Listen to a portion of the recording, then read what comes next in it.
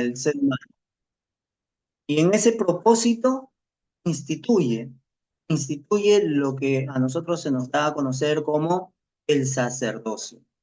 Entonces, el sacerdocio es este grupo de personas que recibe la instrucción directa de Dios para administrar las cosas de Dios para con el hombre, para comunicarle al hombre cómo es la voluntad de Dios y el plan que tiene.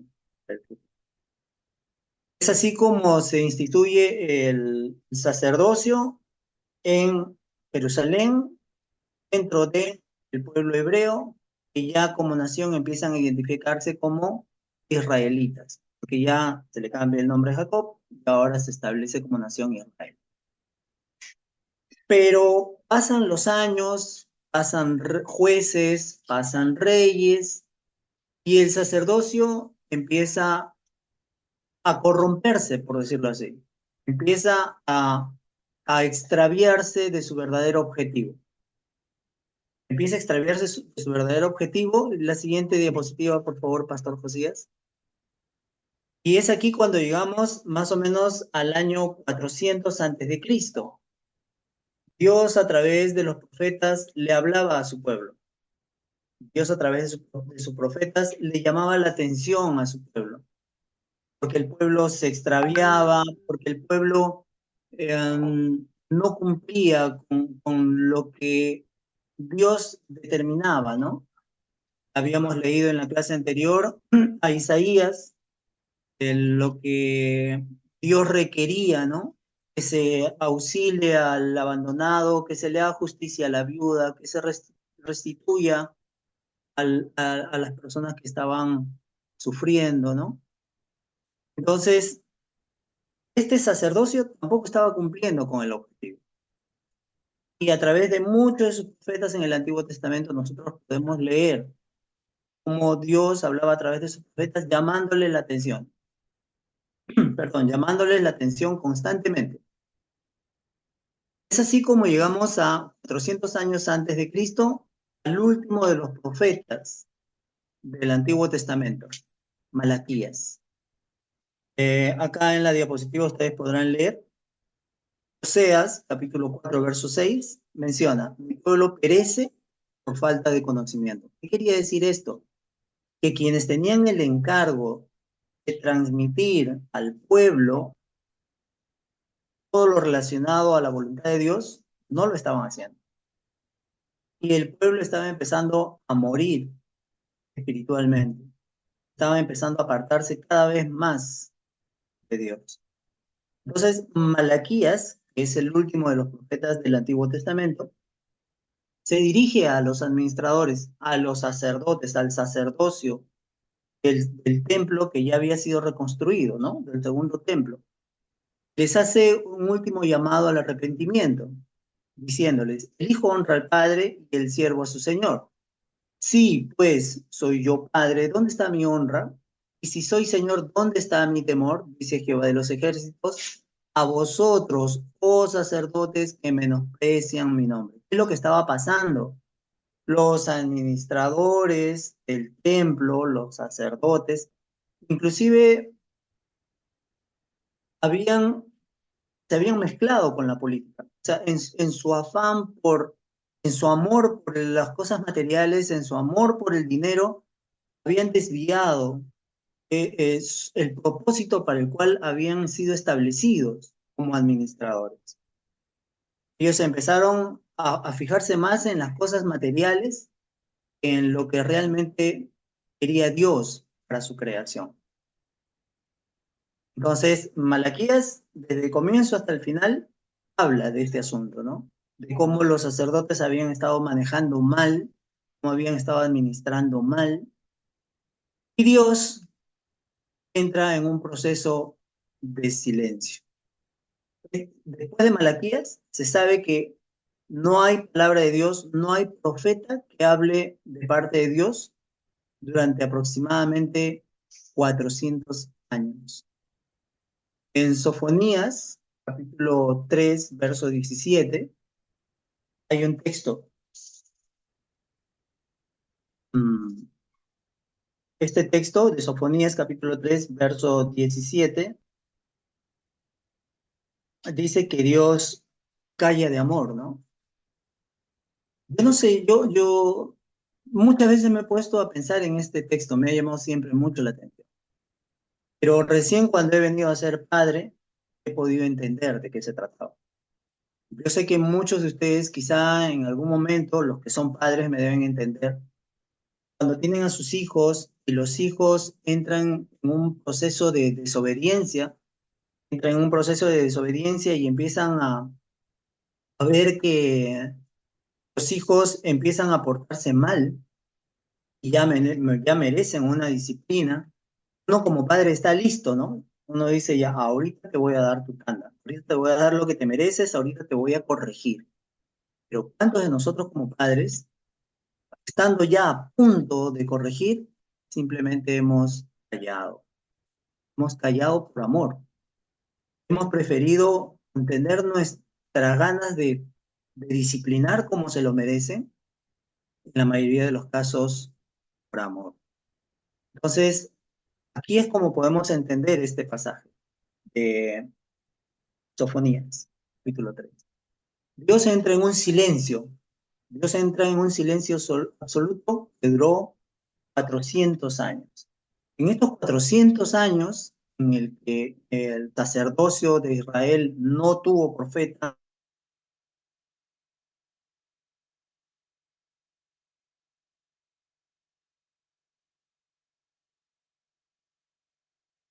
63 antes de Cristo es invadido por Roma. En esta época es que se levantan los macabeos en revueltas, en matanzas, hay inclusive enfrentamientos entre las mismas, entre el pueblo de Israel. Ellos mismos no están de acuerdo en muchas cosas y tienen lo que se conoce como una especie de guerra civil en el pueblo de Israel. La casta sacerdotal en estos 400 años se mezcló con la política. Surgieron dos partidos, son los más conocidos, sectas, llamadas unas los fariseos y otra secta de los saduceos. Ellos eran quienes tenían la administración del templo. Recordemos que el sistema establecido hasta años antes de la llegada de Jesús al mundo consistía en acopiar, en recibir todo lo que estaba establecido a través de los diezmos que tenía que dar el pueblo, las ofrendas que tenía que dar el pueblo, todo lo que tenía que ver con las visitas que recibían de los extranjeros que pasaban por Israel y querían conocer el gran templo, ¿no? El gran templo del rey Salomón. Tenía una fama conocida a nivel mundial. Todos los que pasaban por Medio Oriente querían llegar al templo para conocer cuál era la maravilla que había construido Salomón.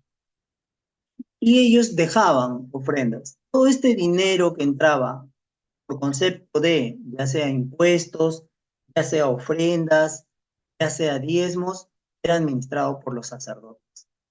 Y no se estaba cumpliendo con el objetivo. Los sacerdotes llegaron inclusive al extremo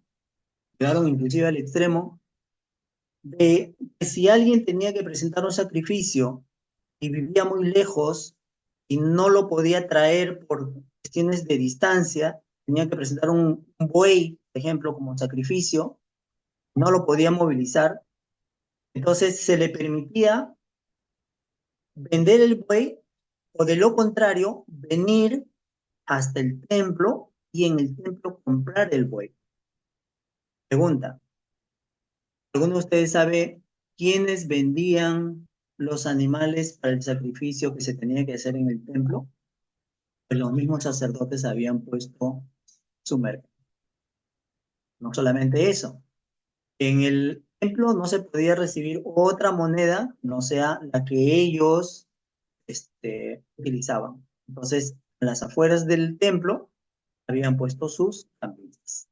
Los mismos sacerdotes, en su gran mayoría, eran los dueños de estos negocios que estaban afuera del templo. O sea, el administrador ya se había convertido en el principal beneficiario.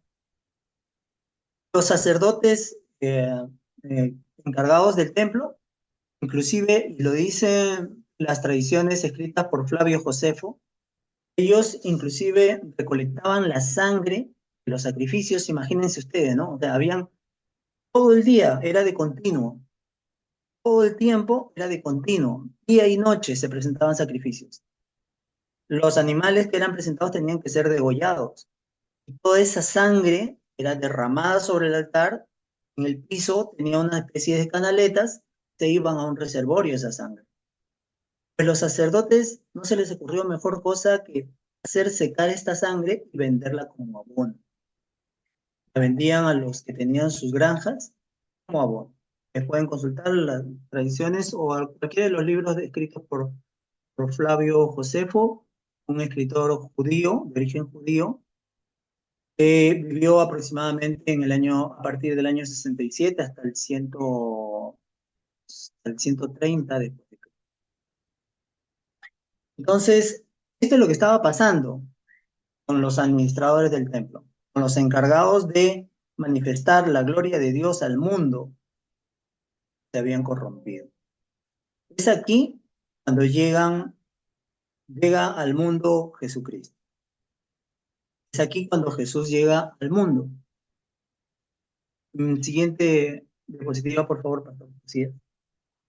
Jesús empieza su enseñanza, pero Jesús, como Dios y como hombre, entiende de que el mayor problema que se le ha presentado al ser humano en todo este proceso administrativo es el amor al dinero. El amor al dinero había corrompido el corazón del administrador, había corrompido el corazón del encargado, de aquel hombre que había sido apartado, separado por Dios, investido con la gloria de Dios para administrar las cosas de Dios, pero el dinero había corrompido el corazón del administrador. Entonces, cuando Jesús comienza su enseñanza, entiende que el dinero constituye una fuente de continua preocupación para el ser humano. El dinero se convertía en muchos de los casos en un obstáculo para el servidor de Dios. Esto también viene pasando el día de hoy. Muchos hombres, mujeres de Dios, que comienzan con un corazón lleno del Espíritu de Dios, comienzan un ministerio con el claro mensaje de llevar el mensaje de Dios. En ese proceso muchas veces la fama, el poder, o no sé qué podría decir, de repente ustedes también me pueden ayudar, ¿qué es lo que corrompe el corazón del ser humano? Cuando ellos ya empiezan a sentirse que tienen demasiado poder, ¿no? Empiezan a olvidarse del objetivo principal.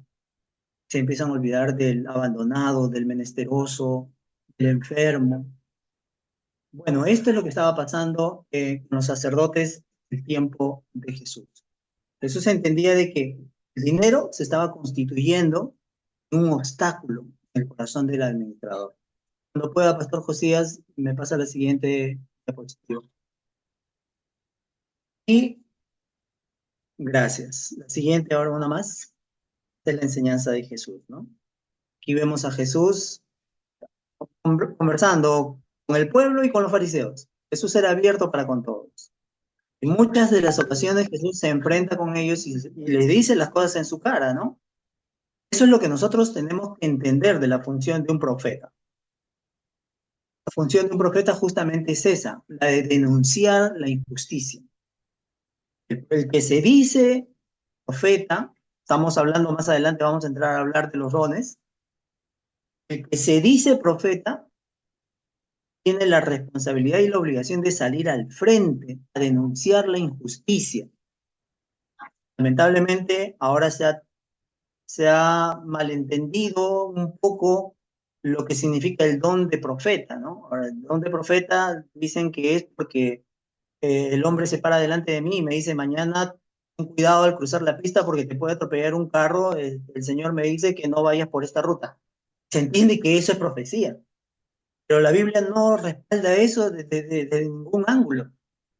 El profeta desde tiempos antiguos hasta cuando vino Jesús era lo que nosotros vemos en esta imagen. El hombre que se enfrentaba a la injusticia, el hombre que denunciaba a costa de su propia integridad, a costa de su propia integridad, era capaz de denunciar lo que estaba siendo injusto. Siguiente diapositiva, por favor, Pastor Cosío. Entonces el amor al dinero estaba corrompiendo el corazón de quienes habían recibido el encargo de administrar de parte de Dios. Por lo tanto, se hacía necesario urgentemente un cambio. Se hacía necesario un cambio. Jesús dice en su palabra, ¿no? Usualmente, Lucas 16, verso 13, no se puede servir a dos amos, porque donde está tu tesoro, allí también estará tu corazón. Entonces, no podemos, no podemos. O sea, necesitamos de las cosas materiales, pero no podemos amar, hace poco escuché esto, no podemos más amar la bendición que amar al que nos bendice. Eso ya es interés, ¿no? Entonces, como decimos, se hacía urgente un cambio de visión, un cambio de enfoque. Jesús sigue diciendo en Mateo capítulo 4, verso 17, arrepiéntanse porque el reino de los cielos se ha acercado. Y cuando hablamos de el reino de los cielos, muchas veces nosotros decimos, ¿no? Un reino. ¿Qué es un reino? Un reino celestial. Un reino celestial que a veces imaginamos a Dios como un anciano sentado en un trono, coronado con una corona de oro reluciente, y visualizamos o desarrollamos en nuestra mente la idea de que están los ángeles, los arcángeles delante de él, sirviéndolo. Puede ser muy cierto, puede ser muy cierto. Pero cuando hablamos que el reino de Dios, cuando Jesús dice, arrepiéntanse porque el reino de los cielos se ha acercado, está hablando de un gobierno, está hablando de un sistema que tiene que ser implantado para los seres humanos. Esto implica que un reino o gobierno incluye una administración basada en los valores y en la ética sobre la economía. Eso es lo que tenemos que ser los administradores. Tener bien claro cuáles son los valores y la ética en la que se fundamenta nuestro trabajo. Porque de lo contrario, entonces somos simplemente salariados. Trabajamos nuestro horario con la esperanza de recibir nuestro sueldo. En el reino de Dios no funciona así. Entonces, cuando Jesús le dice a la gente, cuando le dice a los fariseos, arrepiéntanse porque el reino de los cielos se ha acercado, les estaba diciendo, va a haber un cambio, va a haber un cambio, y un cambio en todos los aspectos porque todo esto está marchando mal, ¿no? El reino implica entonces, como podemos ver en la diapositiva, un reino o gobierno implica una administración basada en los valores y en la ética sobre la economía, sobre la producción, sobre la justicia, sobre la defensa. Jesús, en los 4 evangelios, enseñaría sobre todos estos asuntos. Sobre todos estos asuntos. Siguiente diapositiva, por favor, Pastor Percibox. Entonces Jesús comienza esta reforma, si lo queremos llamar así. Jesús comienza su ministerio. Y como primer paso, escoge a 12 personas, a 12 colaboradores del reino, a 12 administradores. Y el propósito de llamar a 12 no es una casualidad. En la cábala de los judíos, esto se maneja como, hay un nombre que tiene el tema de los números, algo así como numerología. Pero bueno, los eruditos entienden de que Jesús llama a 12 porque lo que quiere es hacer notar que el pueblo de Israel tiene que regresar a la unidad. Tiene que regresar a la unidad. Los 12 apóstoles representaban cada uno de ellos a una de las tribus de Israel, que se habían desparcido. En el 560 a.C. hubo una ruptura en esta unidad. 10 de las tribus se separaron al norte y 2 de las tribus se quedaron en el sur. Y hubo una ruptura. Israel empezó a gobernarse por 2 reinos que iniciaron una especie de afrenta, de enfrentamiento permanente. Cuando llega Jesús solamente se sabía de 2 tribus que estaban en Jerusalén. Se hablaba ya de 10 tribus perdidas. Entonces Jesús llama a 12 apóstoles con la intención de que esto lo entiendan los conocedores de las Escrituras, los conocedores de las profecías. Jesús, el Señor, Dios, estaba haciendo un llamado a la unidad. Una vez que junta a estas 12 personas, yo sé que el tiempo no nos va a dar para entrar a más detalles, 12 personas totalmente diferentes los unos de los otros, con temperamentos diferentes, con formación diferente. Una vez que los llama, empieza la capacitación. Durante casi 3 años, Jesús pasa 24/7 con ellos, instruyéndolos. ¿Y sobre qué los instruía? ¿Sobre qué los instruía? Jesús, aparte de lo que está escrito en los evangelios, hay un texto en la Biblia que dice, ¿no? Que ni todos los libros del mundo alcanzarían si quisiéramos escribir todo lo que hizo Jesús sobre la tierra, todas las enseñanzas que le dio a sus discípulos, de todo lo que le puede haber hablado. Estoy seguro de que esta capacitación incluyeron todos los aspectos económicos, sociales, de leyes, de justicia, todo, todo. Y dentro de estos cambios que se dan en este nuevo proceso, podemos encontrar fácilmente entre las escrituras que el bautismo se iba a instituir. El bautismo iba a tener un cambio en su proceso y en su objetivo. Ustedes bien sabrán, os quiero hacer una pregunta, ¿no? ¿El bautismo existía antes de Jesús? ¿Alguno de los que están en la sala sabe si el bautismo existía antes de Jesús?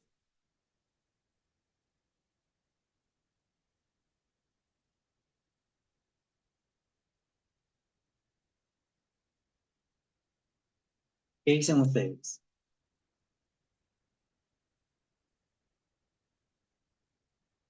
El bautismo sí existía, pero no se llamaba bautismo. Era un proceso de purificación.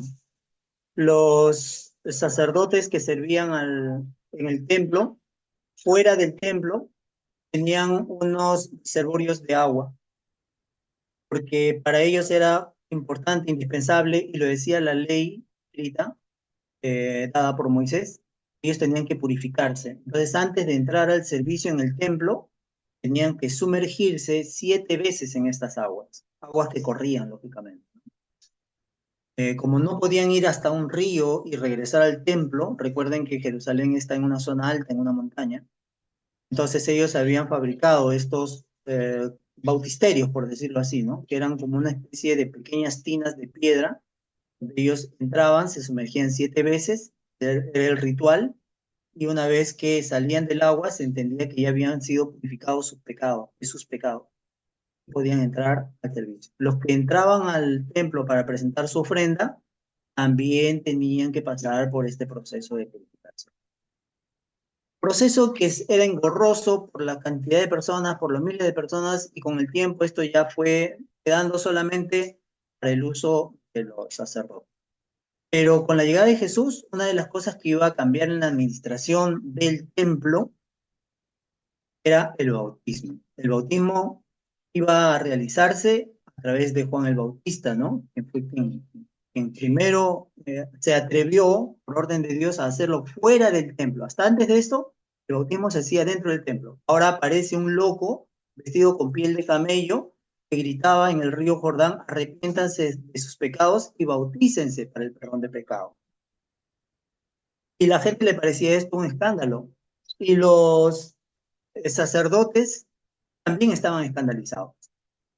Pero este era uno de los cambios que iba a empezar a determinar el cambio en la administración en este inicio con Jesucristo en la tierra. Lo segundo que iba a cambiar es que ya no iba a haber más sacrificio de animales.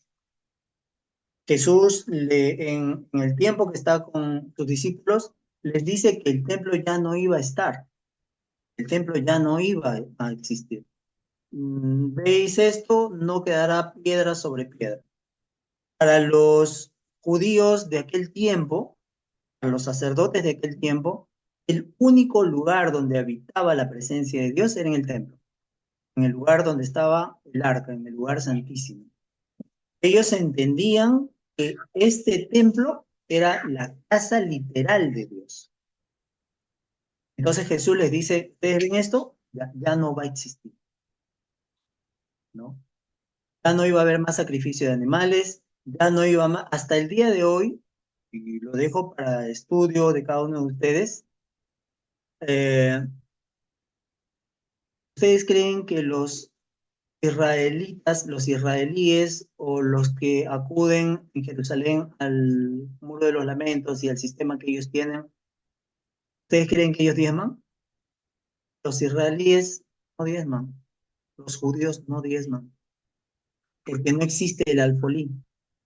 ¿Qué era el alfolí? El alfolí era un lugar que era un almacén donde se acopiaban todos los diezmos que se traían al templo. Si ahorita preguntan, ¿los judíos diezman? Los judíos no diezman, porque para ellos todo este sistema giraba alrededor del templo, y al ya no estar el templo, este sistema ya no tiene. ¿Qué más les dice Jesús a sus discípulos? Les dice que van a ser perseguidos por su propio pueblo. Recordemos que los 12 discípulos llamados por Jesús eran judíos. Y ellos lo que menos se imaginaban es que iban a ser perseguidos por su propio. Otra de las cosas que les dice Jesús es que iba a llegar a su fin un sistema. El pacto que se había hecho con los judíos no es que iba a llegar a su fin, sino que este sistema iba a llegar a su fin. La promesa de Dios para con el pueblo judío permanece hasta el día de hoy, siempre, no, no se retracta. Pero el sistema, la administración, para ser más claros, iba a cambiar. Se le iba a quitar de las manos a esta etnia y le iba a ser dada a los nuevos eh, administradores.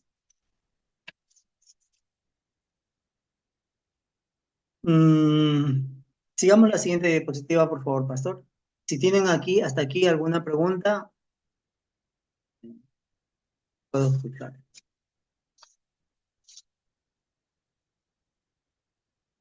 Bien, ahora llegamos a la época en la que Jesucristo está enseñándole a la gente. Jesucristo le está enseñando a los que querían escucharlo. Y Jesucristo, como después también lo hicieron los apóstoles, utilizó mucho la alegoría de la construcción. Jesucristo siempre hablaba de construir, de edificar. Y esta alegoría de la construcción se menciona de forma notoria, se menciona muchas veces más, pero se menciona 7 veces en el Nuevo Testamento. Aquí están las citas para que ustedes puedan buscar cualquiera de ellas, ¿no? Entonces, Jesús le dice a sus discípulos que cuando Él se vaya, va a venir, va a enviar, no los va a dejar solos, va a enviar al Espíritu Santo, al Consolador, aquel que llevará a, a los nuevos creyentes a toda verdad. También iba a realizarse un cambio estructural. Hasta antes de esto, solo los sacerdotes, como ya hemos comentado, podían acopiar y distribuir. Pero ahora hay un cambio. Hechos capítulo 4, verso 34 dice, y los apóstoles repartían a cada uno según su necesidad. A ver, anteriormente todo lo que se recolectaba tenía que llegar al templo. Y en el templo había un sistema. En este sistema eran los sacerdotes quienes tenían que hacer la labor social. Ellos eran los que tenían que ir en busca de el menesteroso, del abandonado. En el último de los casos, el que no le había ido bien en su chacra, el que le había ido mal en sus cosechas, tenía que venir hasta el templo a solicitar el favor, ¿no? Los sacerdotes se habían convertido en una especie de administradores sentados en su oficina, esperando a ver a quién le toca atender, vaya a hacer su cola. Cuando la finalidad inicial nunca fue esa. Ellos tenían que ir en busca de el necesitado. Entonces ahora iba a haber un cambio.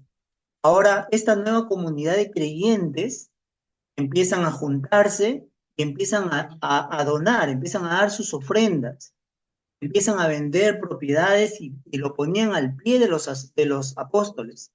Y los apóstoles eran quienes ahora empezaban a distribuir a cada uno conforme a su necesidad. Esta acción, una nueva administración, empezó a despertar el fastidio y la cólera de quienes estaban en el templo. Los sacerdotes, los fariseos, los saduceos, aún los mismos esenios, muchos de los partidos políticos eran partidos políticos que se habían establecido dentro del templo disfrazados de religiosidad. Ahora empezaban a preocuparse porque la gente ya no diezmaba igual, ya no ofrendaba igual. Ahora iban y lo ponían al pie, o sea, lo ponían en manos de los apóstoles. Los apóstoles eran los que iban en busca del necesitado para ayudarlo. El necesitado ya no tenía que darse todo el trabajo y esperar la paciencia de que lo atiendan en el templo. ¿Ustedes se imaginan? El templo era un recinto limitado. Eran miles los judíos que tenían que venir al templo, tanto para dejar sus impuestos, ofrendas, diezmos, etcétera, y otro tanto que venía porque no tenían nada. Venían a que se les dé algo. El templo no solamente era el lugar, el centro de adoración espiritual, el centro religioso, también era el centro de ayuda social. Ese era el sistema que estaba establecido. Entonces ahora hay un cambio, ahora son los apóstoles en esta nueva organización fuera del templo que se esparcía por las casas y que empezaba a hacer este trabajo social, a recaudar y ayudar, recaudar y ayudar. En este proyecto en el que iban a hacer los dones esenciales y principales para el funcionamiento de esta nueva organización, queremos llamarla de alguna manera, Jesús le dice a su discípulo, ¿no? Que Dios tiene el deseo de construir un edificio no hecho de ladrillos. Este nuevo templo que se va a construir, esta nueva estructura que se va a construir, este nuevo reino, este nuevo palacio, no hecho por manos de hombres, necesitaba un sistema. Y aquí es donde iban a entrar a tallar los dones de una manera fundamental. Acá ustedes podrán ver una imagen en la que el constructor, el albañil, para hacer una casa, para poder fijar un techo, lo primero que necesita es poner un andamio. Para hacer este techo, para construir una casa, ya sea de 4 o 5 pisos o una construcción más compleja, los constructores entienden que tienen que hacer uso de andamios. Este andamio se pone mientras se hace la estructura, mientras se hace el llenado del material y tiene que permanecer allí hasta que el material agarre solidez y ya está hecho. El techo ya está. Todos la gran mayoría sabemos lo que tiene lo que está relacionado a un encofrado cuando se quiere construir una casa. Ponen los pies, ponen en algunos casos de madera, en otros casos de fierro, hacen el vaciado y no se puede quitar inmediatamente. No se puede quitar inmediatamente este soporte, porque si se quita este soporte inmediatamente, se corre el riesgo de que la estructura hecha colapse, se raje, quede mal hecha. Tienen que permanecer ahí durante un tiempo hasta que se solidifique y se pueda continuar. Ahora estos andamios cumplirán otra función, pasarán al siguiente piso, etcétera. Pero de que son necesarios, eran necesarios. De que su uso iba a ser permanente, no, no iba a ser permanente. Ninguno de ustedes que ha construido en su casa, para entrar a su casa, todavía tiene que pasar entre los palos que soportan el techado. Una vez que ya está el techado, una vez que ya solidificó, es necesario quitarlos. Ya no tienen, ya cumplieron su función, ¿no? En este asunto de los dones, en este asunto de los dones, quiero hacer notar que existen dos escuelas. Existen dos escuelas que se han dedicado a estudiar sobre el uso de los dones dentro de la iglesia. No vamos a entrar, yo no voy a entrar a desarrollar el asunto de cuáles son los dones, cómo operan los dones. Este no es el asunto de esta clase, ¿no? No es el centro de esta clase. Pero sí, vamos a entender si los dones operan, si qué tipo de función cumplen, qué tipo de función han cumplido, qué tipo de función cumplen, ¿no? Los dones son una herramienta principal para el administrador del reino. Para nosotros, consideramos administradores del reino, los dones son de suma importancia. El hecho de que si todos los dones están en actividad, de que si todos los dones, tal y como fueron instituidos en Pentecostés, hasta el día de hoy operan, ese es otro tema. Pero sí voy a compartir con ustedes las dos escuelas que existen con respecto a este asunto de los dones. Estas dos escuelas tienen un nombre, cada una de ellas. Una de ellas es el continuismo y otra de ellas es el cesacionismo. En la primera, en el continuismo, el cual es sustentado y acogido por muchas de nuestras iglesias en el mundo, sostiene de que los dones todavía están vigentes. El continuismo defiende que los dones, tal y como fueron dados en Pentecostés, hasta el día de hoy. Yo, por favor, les pido que esto no lo tomen, no es mi intención para nada burlarme, no sería capaz de hacer esto, pero hace aproximadamente 6 meses supe de una persona que congrega en una iglesia, que tiene una vida muy desordenada, congrega en una iglesia, y me di la sorpresa de que esta persona dice, cuenta dentro de su testimonio, de que Dios le ha dado el don de resucitar muertos. Ella cuenta su experiencia, es una dama, cuenta su experiencia de que Dios le ha dado a ella ha resucitado muertos. So, yo de verdad me sorprendo mucho este tipo de relatos, de testimonios. Me da mucha curiosidad. No voy a juzgar si esto es cierto, si es mentira. A mí me sorprende mucho. Pero el continuismo sostiene esto.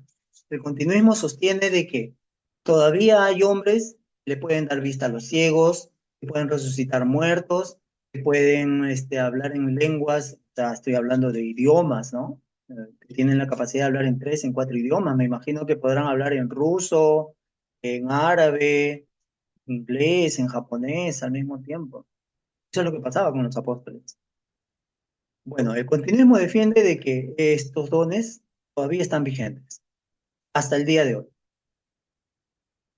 Eh, eso dice el continuismo. Y el cesacionismo sostiene de que estos dones fueron dados a los hombres, a los administradores, en el proceso de establecer la iglesia de Cristo.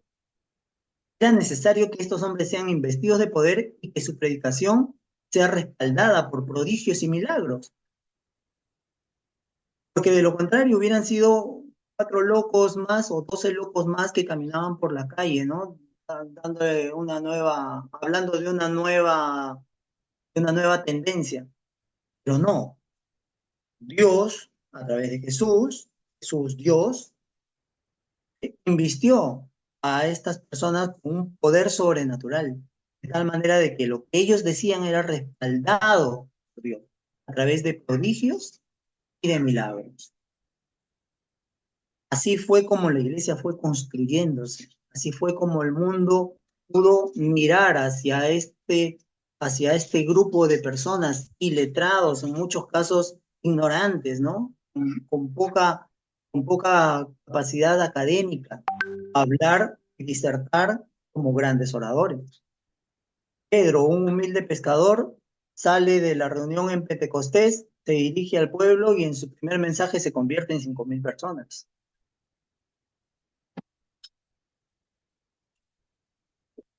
Asombroso, ¿verdad? En su segunda predicación creo que se convierte en 3.000. Así, por miles. Esto era el poder de Dios respaldando al hombre, con la finalidad de establecer los cimientos de lo que conocemos ahora como iglesia. Pues bien, hasta el día de hoy existen estas dos escuelas, continuismo y cesacionismo. Bien, vamos a hacer un pequeño receso, amados hermanos. Me encantaría que alguno de ustedes, si tiene alguna observación, algún comentario, alguna pregunta, algún aporte que puedan hacer a lo que estamos estudiando y compartiendo, estaré gustoso de escucharlos.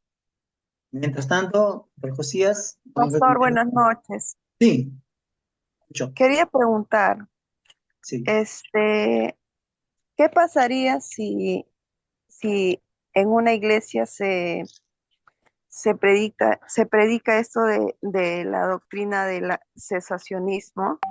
Entonces, ¿se diría que está incurriendo en una herejía o estaría bien? A ver, primero definamos qué cosa es una herejía. Sí, sí, te entiendo perfectamente. Y sí aplica, ¿no? Sí aplica. Porque, claro, quienes dicen que, o sea, ojo, quiero aclarar, el cesacionismo no sostiene que no existen dones. El cesacionismo lo que postula es que de todos los dones, parte de ellos ya cumplieron su función y ya no operan. El cesacionismo no niega la existencia de dones. ¿Qué sería la iglesia sin dones? El cesacionismo no defiende de que ya los dones ya fueron y ahora estamos nosotros. Los dones ya fueron. No, el cesacionismo defiende de que parte de estos dones, por ser más específico, los dones milagrosos, los dones maravillosos, ¿no? Imagínense ustedes, o sea, Pedro caminaba por una avenida, el sol le daba a su cuerpo y la sombra que reflejaba la figura de Pedro sanaba a los enfermos que estaban acostados en el piso. Díganme si esto no era maravilloso. Y lo creemos. Yo estoy completamente convencido de que Dios hacía ese tipo de cosas. Segunda, esto opera el día de hoy. Entonces, lo que defiende el cesacionismo, yo no soy ni continuista ni cesacionista. No se me malinterprete. Yo estoy dando el punto de vista académico general. Lo que defiende el cesacionismo es que parte de estos dones ya cesaron. El continuismo defiende que hasta el día de hoy, por eso es que hay hombres que dicen, traigan la prenda de sus enfermos, traigan, o toca el televisor, dicen, ¿no? Algunos de ellos. Toca el televisor, voy a hacer una oración. Entonces, estas son las dos posturas. Si en una iglesia se dice que los dones ya no existen, ya no trabajan, yo sí creo que sería una herejía. Esa es la respuesta.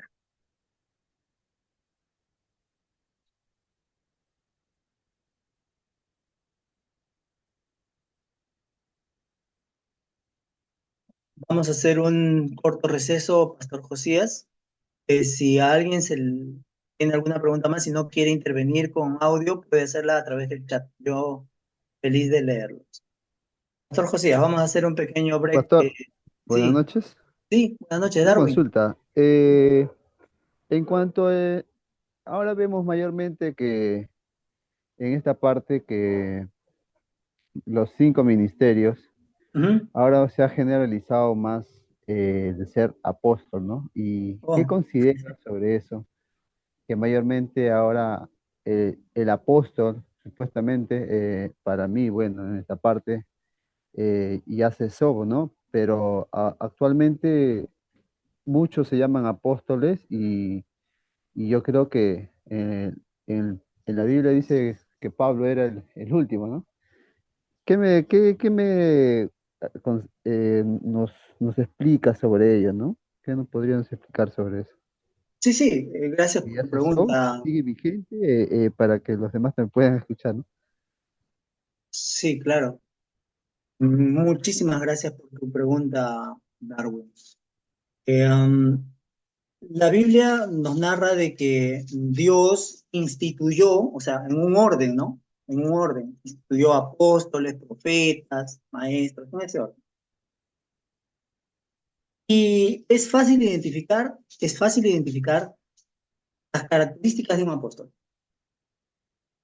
Primero, para ser apóstol, y esto lo respalda la academia a lo largo de la historia, para ser apóstol tendrías que haber tendrías que haber escuchado directamente a Jesús en su enseñanza. Uno. Dos. Para ser apóstol tendrías que haber sido investido con ese poder de lo alto. En Pentecostés fueron más de 12. Se dice que fueron aproximadamente 120. Yo creo que esos 120 fueron apóstoles. Fueron investidos de un poder sobrenatural, de lo alto.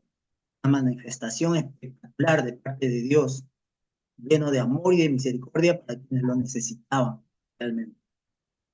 Si tuviéramos que hablar de apóstoles el día de hoy, tendríamos que preguntarnos, ¿están investidos realmente de ese poder?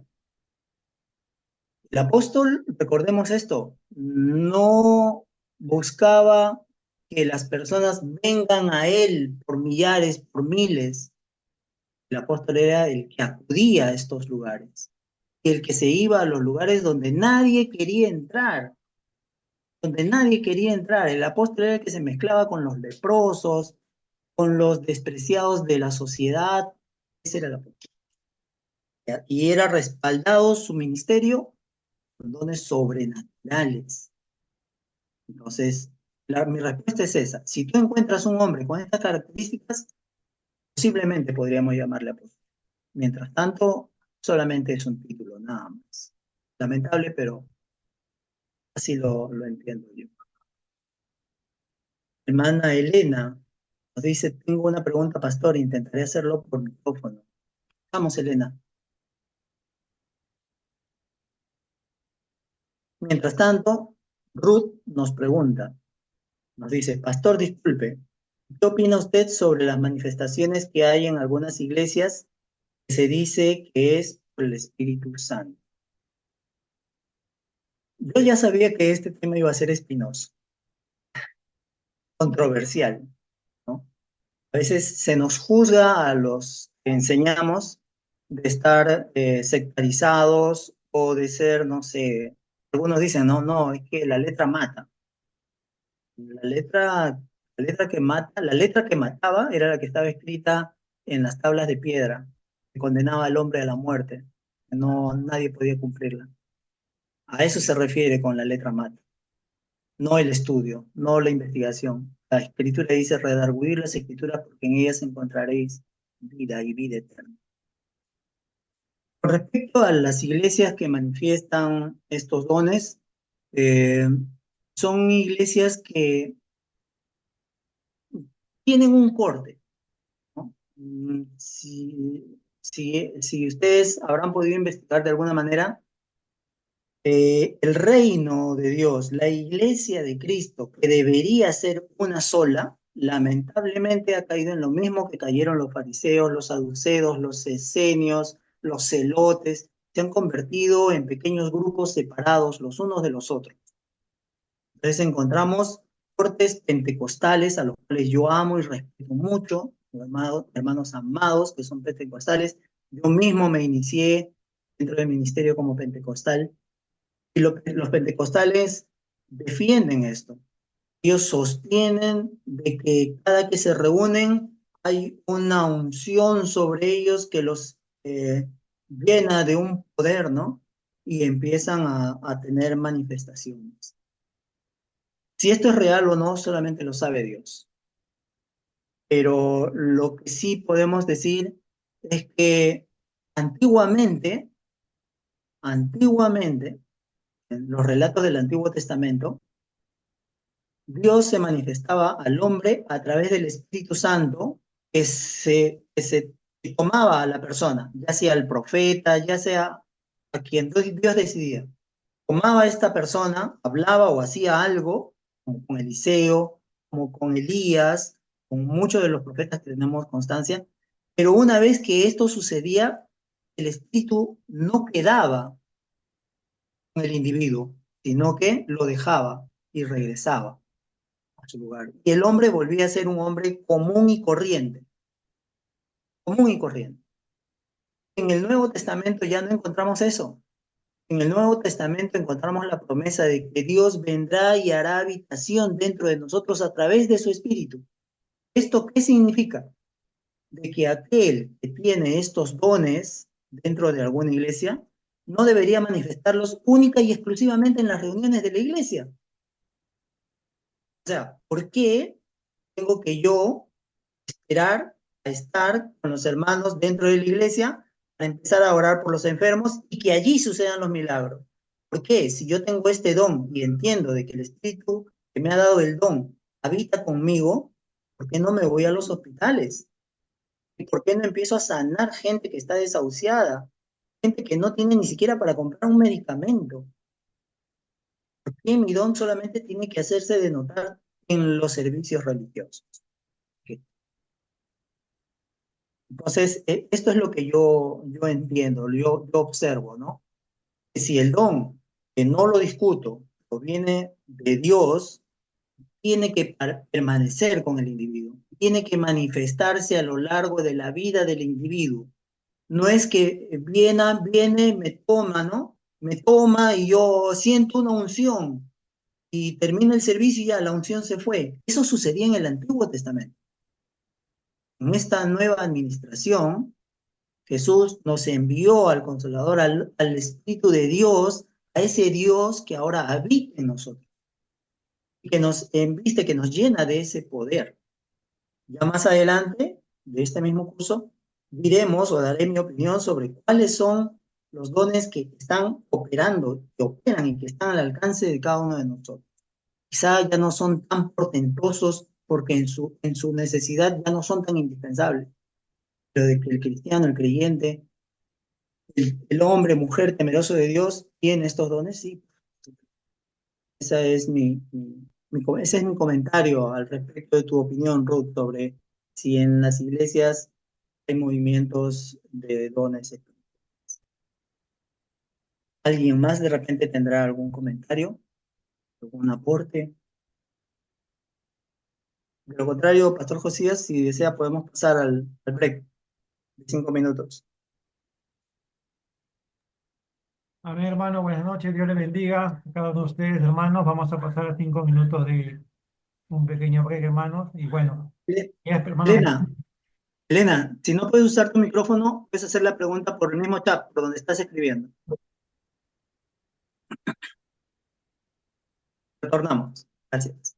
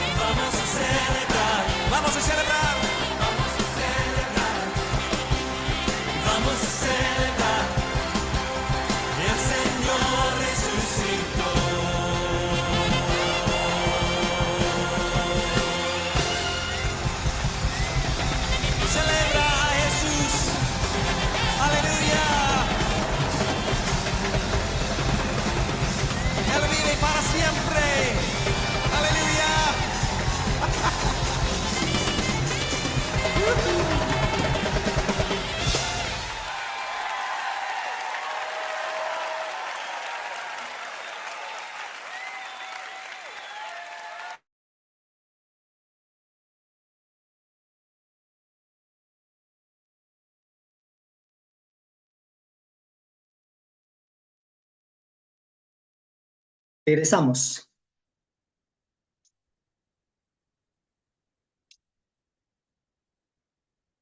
Bien, hermanos, vamos a ver la posibilidad de que nuestra hermana Elena haga llegar a su pregunta. Trataremos de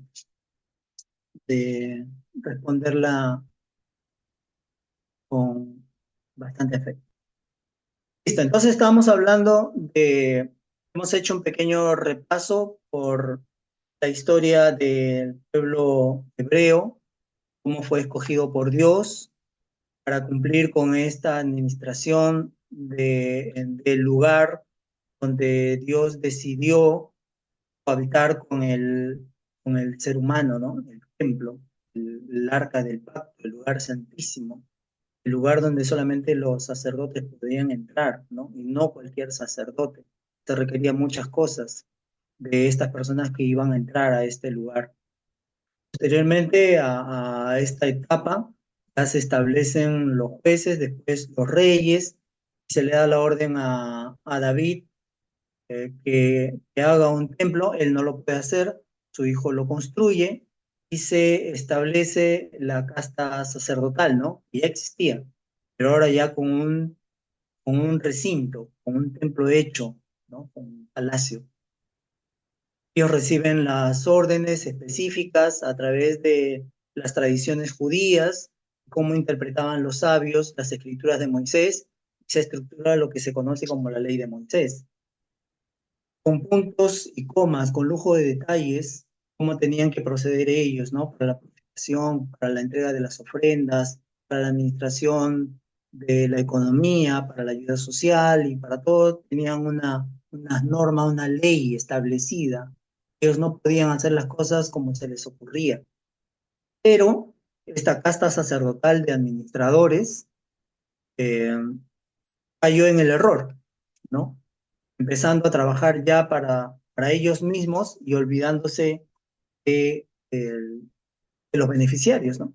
Del pueblo judío, para comenzar, de toda la gente que acudía al gran templo para buscar y conocer a ese Dios de la guerra, ¿no? A ese Jehová de los ejércitos, Dios el que nos redimió a nosotros también. Hemos repasado la parte en la que los sacerdotes quedan a cargo del templo, se corrompe la administración del templo, aparece Jesucristo. Jesucristo confronta a estos grupos que estaban divididos, pero que habitaban en el templo, producto de la administración, ¿no? Hemos conversado un poco de cómo se manejaba esta economía. Los sacerdotes recolectaban todas las ofrendas, todos los diezmos, ellos tenían turno. Esto se los comento por si no lo saben, ¿no? Por ejemplo, el sacerdote Pedro Flores, ¿no? Me tocaba mi turno en el templo de 8 de la mañana a 8 de la noche. Todo lo que ingresaba a través de ofrendas, de diezmos y de todo lo que ingresara, en ese turno, por poner un ejemplo, éramos 10. Éramos 10. En ese tiempo, los sacerdotes podían llevar a sus hijos para que hagan el trabajo también, porque el sacerdocio era hereditario, no eran linajes, eran castas familiares. Entonces, llegaba Pedro Flores con sus 3 hijos, administraban el templo, recaudaban todo, y eso que recaudaban era para ellos. De todo lo que recaudaban, ellos dejaban un porcentaje para el templo, para la administración, para el tesoro, podríamos decir así, del templo, y la otra parte se la repartían entre ellos. Así era como funcionaba el área administrativa, económica dentro del templo. Por eso los sacerdotes no eran pues como lo era Juan el Bautista, que vivía entre cuevas, comía langostas, por decisión propia, pero también porque lo que quería hacer Juan el Bautista era un llamado de atención a toda esta casta, ¿no? A esta élite de personas que vivían en una comodidad asombrosa. No había un sacerdote que fuera pobre, todos tenían propiedades, terrenos, ganado, eran gente muy adinerada, muy, muy, muy adinerada. Los saduceos eran mucho más adinerados que los fariseos. Los fariseos hasta cierto punto eran un poco más recatados. Los saduceos no. Los saduceos sí. Tapaban lo que podían y eran, estudienlo ustedes, investiguen. Los saduceos eran la casta económica más pudiente. En este contexto es que aparece Jesucristo. Jesucristo se enfrenta a ellos, los confronta en su papel de profeta, denuncia el abuso a riesgo de su propia vida, a riesgo de que lo apedreen, a riesgo de que lo insulten y todo. Él cumple su función. Esa es la verdadera función de un profeta, como la deberíamos encontrar hasta el día de hoy, si es que todavía hubieran, si es que todavía hubieran profetas, deberíamos estar escuchándolos, enfrentándose a quien esté en el gobierno de turno. De repente estaríamos viéndolo en la Plaza de Armas, frente a Palacio de Justicia, esperando que salga la presidenta, la presidente de nuestra nación, para decirle todo lo que está haciendo, cómo se ha corrompido, ¿no? Muy posiblemente este hombre, ser realmente profeta, va a tener que ser arrestado, llevado a una cárcel, enjuiciado y muy seguro que le den 4 o 5 años de cárcel. Y el profeta estaría contento de pagar esa cárcel porque cumplió el llamado de Dios, el propósito de su llamado. Pero en fin, ahora tenemos profetas que salen, toman un micrófono y te dicen lo que va a pasar la siguiente semana, si te va a dar un dolor de estómago o si el enamorado te va a dejar. Ese es el profeta que encontramos en estos tiempos. Entonces hemos repasado por toda esa etapa, ahora llegamos a Jesús, junta a sus 12 discípulos. Hemos dicho de que estos 12 discípulos, el número de 12 es muy simbólico porque lo que quiere dar a conocer Jesús es que el pueblo estaba separado, se había separado y que necesitaba volver a la unidad. El llamar a 12 era el llamado a la unidad de parte de Jesús. Pueblo de Dios, pueblo de Israel, que se han separado. Necesito tenerlos juntos. Ese era el concepto de llamar a 12. Son, obvio, eran muchísimos más. Pero los evangelios nos dejan esta idea de que esa era la finalidad. Y una vez que llama a estos 12, empieza el proceso de instrucción, los instruye, los instruye, los instruye. Ojo, de buenas a primeras, no, Jesús no les da poder, no les da poder. Casi al finalizar los 3 años, es que Jesús, después de la capacitación de todo el tiempo en el que les enseña, les da este poder sobrenatural para que ellos también, en el trabajo que iban a realizar, sientan, entiendan que tienen el respaldo de Dios y para que la gente que los escuchaba también entienda de que estos hombres no eran hombres comunes y corrientes, de que había un poder que los respaldaba, de tal manera que frente a todas estas cosas que sucedían, el pueblo reaccionaba y entendía de que sí, era Dios manifestándose al hombre a través de estos administradores, estos hombres, ¿no? Escogidos.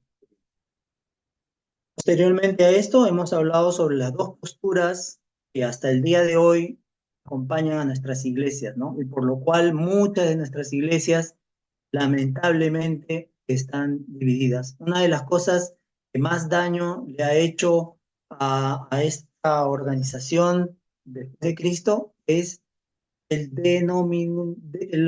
denominaciones, ¿no? Las denominaciones que se han establecido. Las denominaciones, algunas defienden que hay que guardar el sábado, se dicen cristianos, pero defienden que hay que guardar el sábado. Otras denominaciones defienden de que hay que diezmar. Hay iglesias, hermanos, y ustedes me dirán si estoy en lo correcto o no, que catalogan al cristiano de esta manera: miembro activo, miembro pasivo. Y cuando yo pregunté, hermano, ¿me podría por favor explicar a qué se refiere con esto de miembro activo y miembro pasivo? La Biblia no me habla de esto, pero bueno, ahora se maneja así. Y me dijo, sí, por supuesto, hermano. El miembro activo es aquel que cumple con todos sus diezmos. Congrega y cumple con... Ese es el miembro activo. Y el miembro pasivo, le digo, bueno, el miembro pasivo es el que siempre nos visita, pero que no diezma. ¿Ya? Y el miembro pasivo es algo, bueno, usted me dirá, pues hermano, si usted no cumple con los mandamientos de Dios, ¿será salvo? O sea, inclusive condicionan la salvación al hecho de que yo cumpla con un precepto. Específicamente, en este caso, el diezmo. Entonces, asumen que el diezmo es una ley. Si fuera una ley, debería estar entre los 10 mandamientos. Pero bueno, ese es otro tema. A lo que voy es que, lamentablemente, el hecho de levantar denominaciones con nombres específicos y con características tan diferentes los unos de los otros es lo que ha dividido a la iglesia. Se debería entender que nosotros como cuerpo de Cristo deberíamos estar más unidos, que no caer en los errores en los que cayó el pueblo judío, ¿no? Que empezó a separarse en sectas, en grupos, cada uno defendía que habían escuelas. Increíblemente, al día de hoy, dentro de nuestra iglesia cristiana, todavía hay escuelas, hay tendencias, hay denominaciones. Y di a conocer las dos posturas, la del continuismo y la del cesacionismo. El continuismo, como bien dije, es quienes defienden que los dones, cada uno de los dones que menciona la Biblia, están vigentes. Eso es el continuismo. Encontramos a muchísimas iglesias que lo sostienen y lo practican. Y encontramos la otra postura, que es el cesacionismo, ¿no? Es otra parte de la iglesia que sostiene de que parte de los dones ya no operan, pero que la iglesia se apoya y se desarrolla gracias a los dones que Dios le ha dado a la iglesia. Hasta aquí, si alguien tiene alguna pregunta más, algún comentario más, yo los escucho.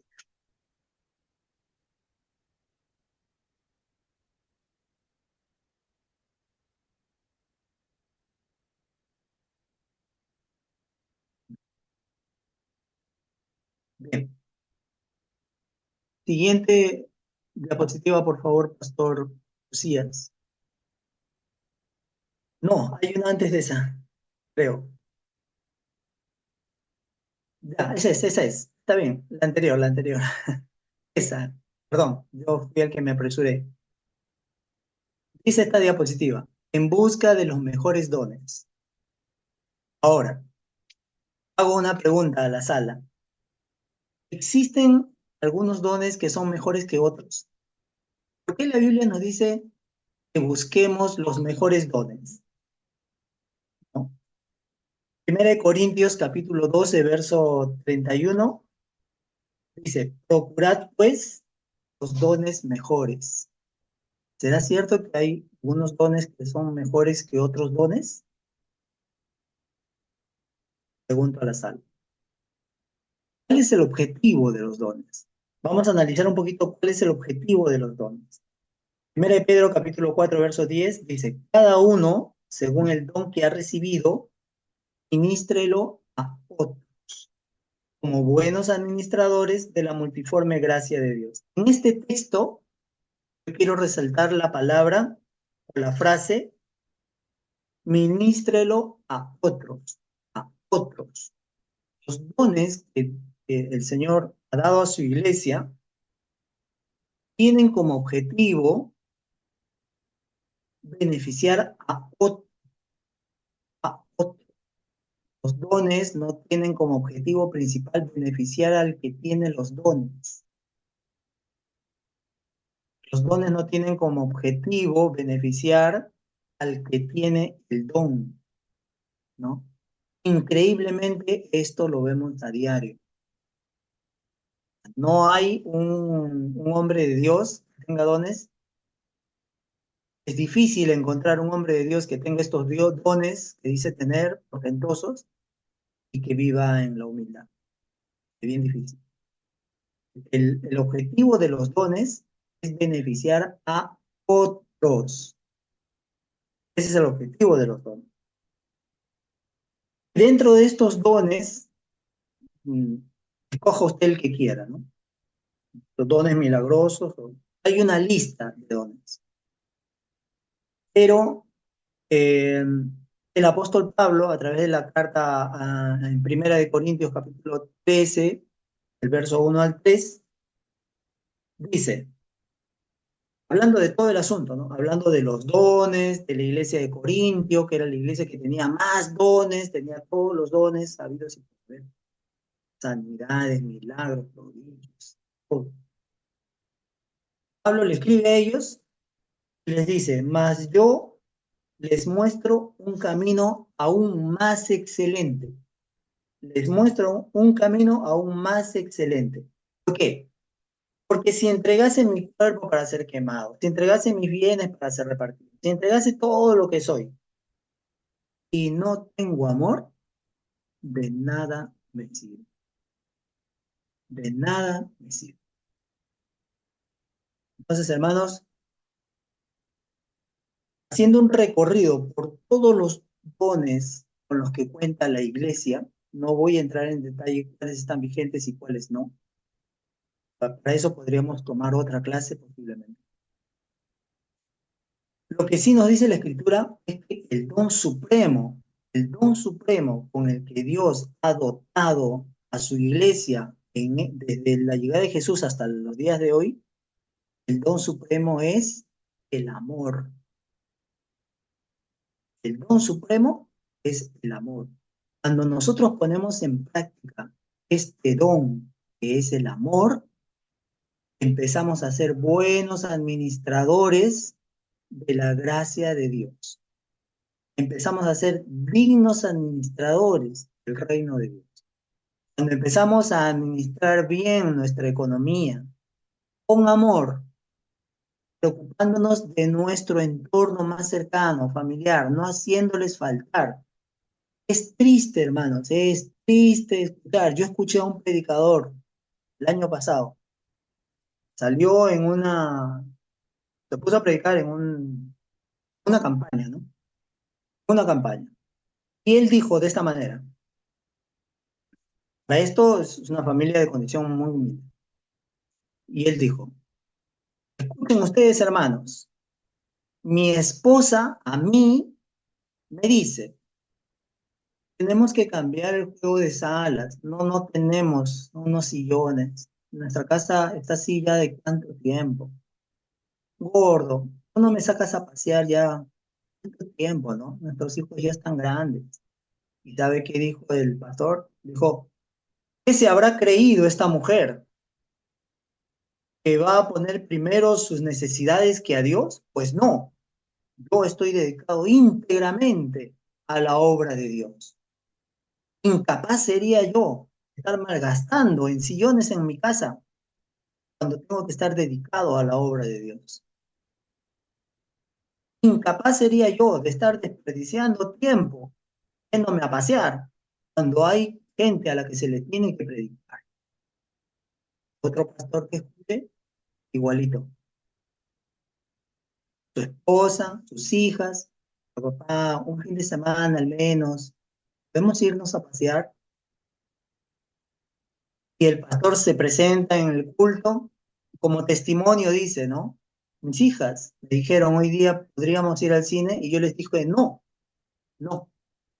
ni hoy día ni mañana, porque esas son cosas del mundo, hay que estar en la iglesia. Yo pregunto, ¿y el amor?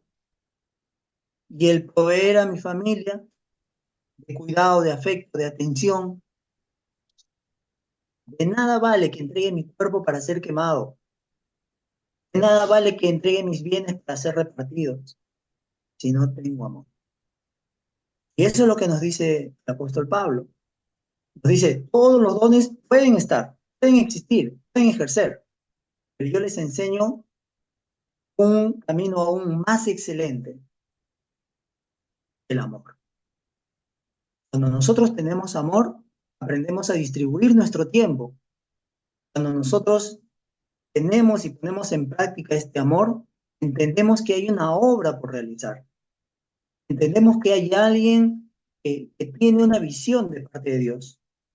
Cuando estamos llenos de amor, nos disponemos.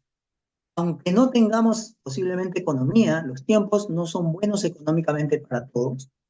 Cuando nosotros ponemos en práctica este don supremo dado por Dios, que es el amor, nos podemos acercar al lugar donde congregamos, sentarnos con los encargados, preguntarles cuáles son los planes, en qué puedo colaborar, en qué puedo aportar, necesita mi apoyo para hacer, qué sé yo, una visita a un necesitado.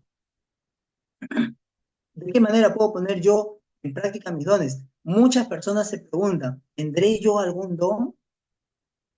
Mi respuesta es sí, porque Dios a todos nos ha dado una capacidad, un don. Yo tengo dos hermanas muy amadas, alumnas mías, profesionales. Cuando hablamos del asunto, yo les digo, ustedes tienen que poner al servicio de Dios, de la iglesia, sus dones. ¿Pero cómo? ¿De qué manera? Una es ligada al rubro de la medicina. Digo, coordina con tu pastor, pongan una carpita en la plazuela de tu barrio y haz una campaña de salud.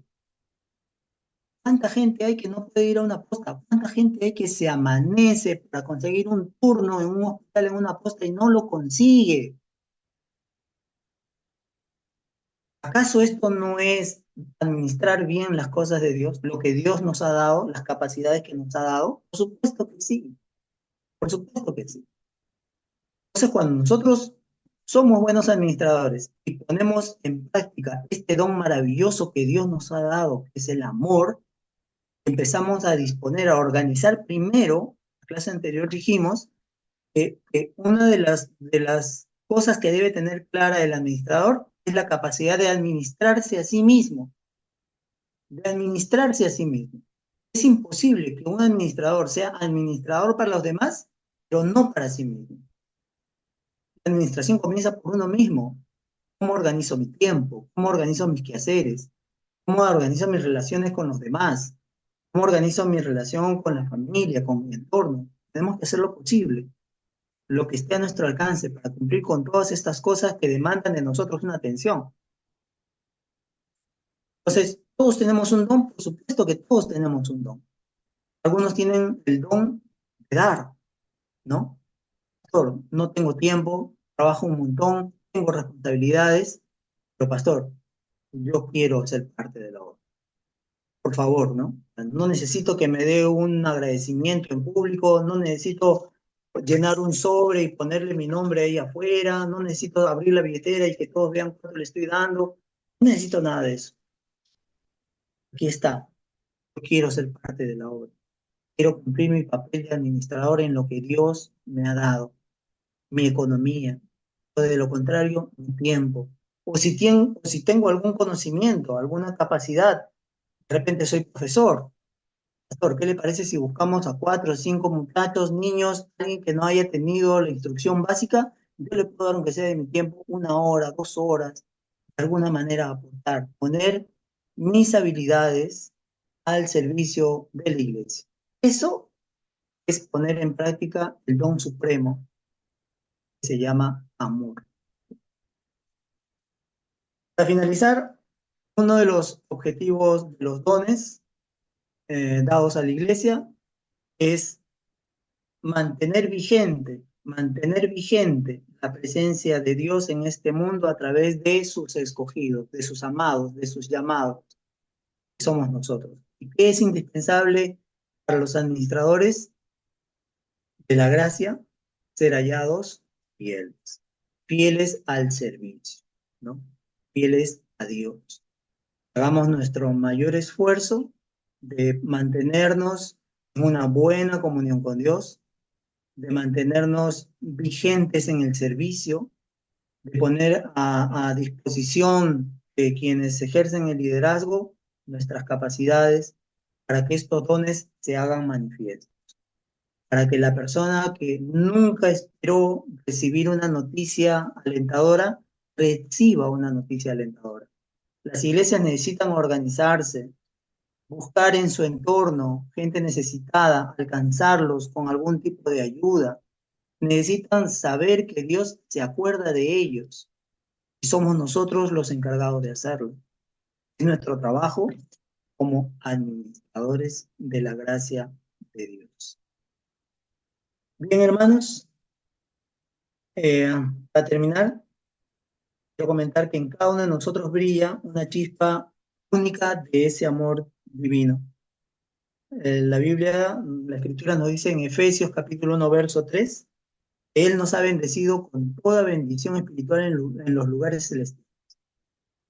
Ese es el mayor privilegio que nosotros podemos tener, saber que Dios nos ha bendecido.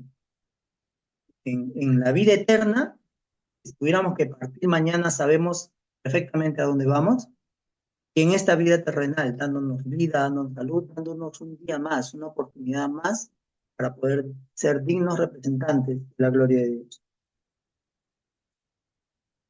Al procurar y poner en práctica estos dones que son útiles, nos unimos a un conjunto de talentos que no solo edifica la iglesia, el ponernos de acuerdo con alguien más, el ponernos de acuerdo con alguien más. Si entre dos hermanos, entre tres hermanos, de repente tienen un proyecto, acercarse a su líder, acercarse a su pastor, decirle, hermanos, tenemos esta motivación, ¿qué le parece? Pongámoslo en oración, examínelo, díganos si estamos bien o no. De tal manera que podamos ser un grupo bien cohesionado, ¿no? Teniendo nuestros talentos al servicio de Dios. Esto es todo por hoy, hermanos. Espero que la charla haya sido de edificación, pero haberlos inquietado, pero haber despertado el espíritu de ustedes con ese deseo de averiguar más sobre el tema, de averiguar más sobre este asunto. Estaré gustoso siempre de recibir sus comentarios, recibir sus preguntas a través del Pastor Josías y, si Dios lo permite, volvernos a encontrar en cualquier otro momento. Muchísimas gracias a cada uno de ustedes. La paz y el amor de nuestro Señor reposen en ustedes y en sus hogares. Dios los guarde, Dios los bendiga. Muchas gracias. Gracias, Pastor Josías.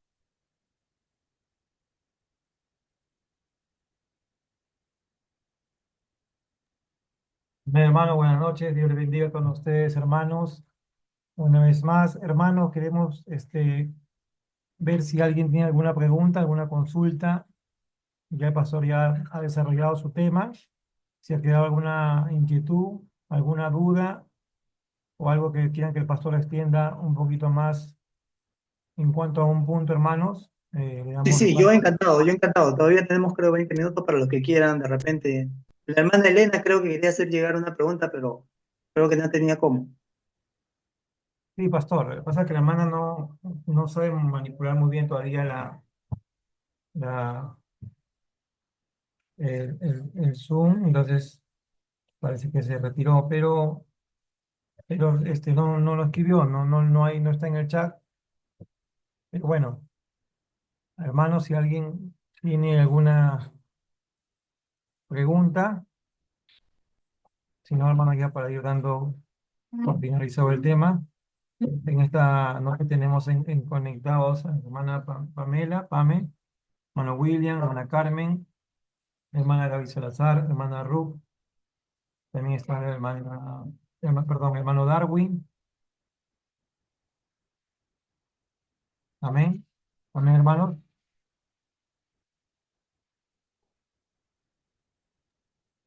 Amén.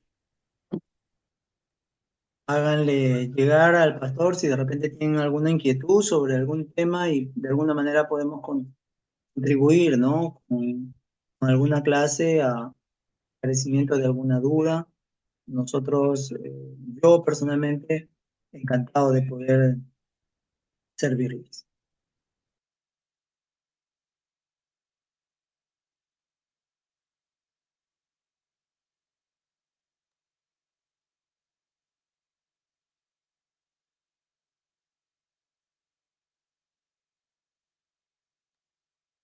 Amén, hermanos. Bueno, hermanos, vamos a dar por concluido esta clase que ha sido Mayordomía 2, a cargo del pastor Pedro Flores, en el cual yo sé que el pastor, bueno, lo estoy Amén. conociendo personalmente ya, sé que le gusta mucho el perfil bajo, no le gusta quizás que lo mencionen mucho. Bueno, es parte también de una persona, ¿no? Que es ¿no? Que siempre está buscando que la gloria sea para el Señor, ¿no? Sabemos que somos instrumentos en sus manos de Dios y de que toda la gloria, toda la honra, alabanza será para nuestro Señor Jesucristo, que ha permitido que sea la primera escuela bíblica de liderazgo que está desarrollando la iglesia. El pastor siempre ha tenido ese deseo de apoyar, y bueno, eso es como yo le comenté personalmente a él, es algo que yo valoro bastante, ¿no? Cuando las personas están dispuestas a colaborar, a trabajar para el Señor y tienen una actitud de servicio, una actitud de vamos a hacerlo, te apoyo, bueno, eso es muy rescatable. Muy agradecido, Pastor Pedro Flores. Que Dios bendiga su vida, su familia, que bendiga su ministerio, que el Señor fructifique cada vez más lo que usted está realizando dentro de la iglesia. Y bueno, hermanos, este tema acaba el día de hoy. El día miércoles estamos continuando. Nos queda todavía dos temas más. El miércoles tenemos a las 8 el tema de lo que es características o cualidades de un liderazgo bíblico efectivo. Bueno, ese tema es a cargo de mi persona, hermanos.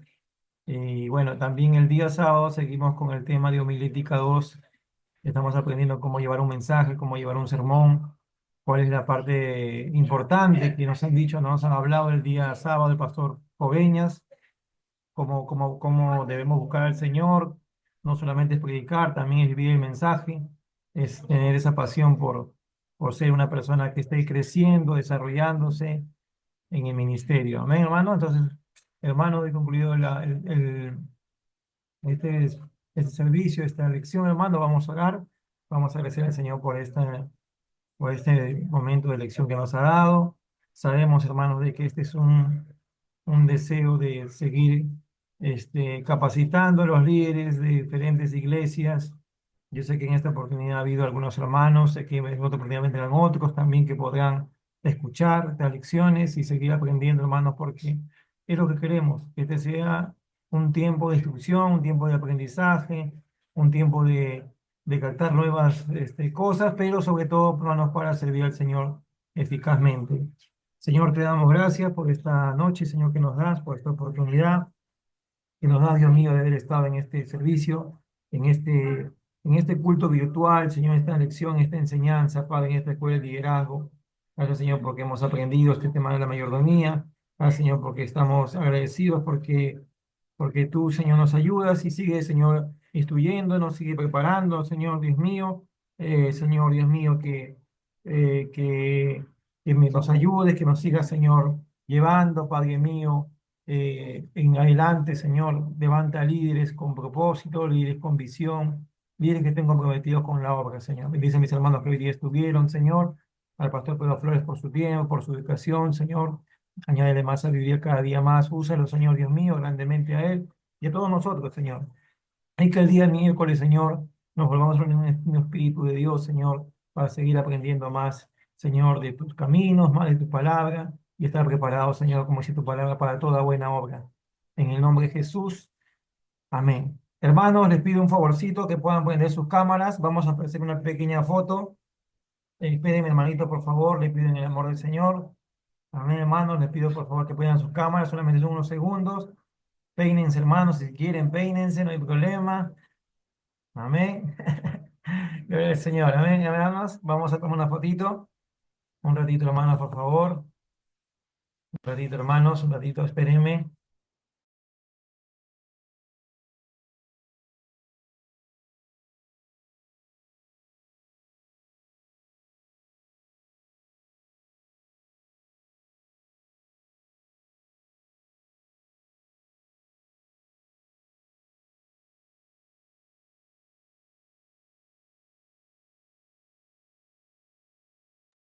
Amén, hermanos, un ratito. Un ratito.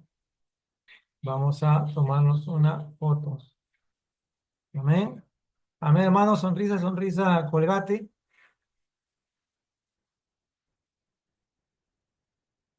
Amén. Amén, hermanos, que Dios me lo bendiga. Y hermanos, nos vemos el día miércoles. Bendiciones, hermanos. Vida, El buenas miércoles. noches. Gracias. Una roja. Chao. Gracias. Chao. Bendiciones. Hasta el miércoles. Amén. Ahí les estoy mandando a través del Pastor Josías la separata del curso de la clase del día de hoy, una separata con toda la información de todo lo que hemos desarrollado a través del Pastor Josías.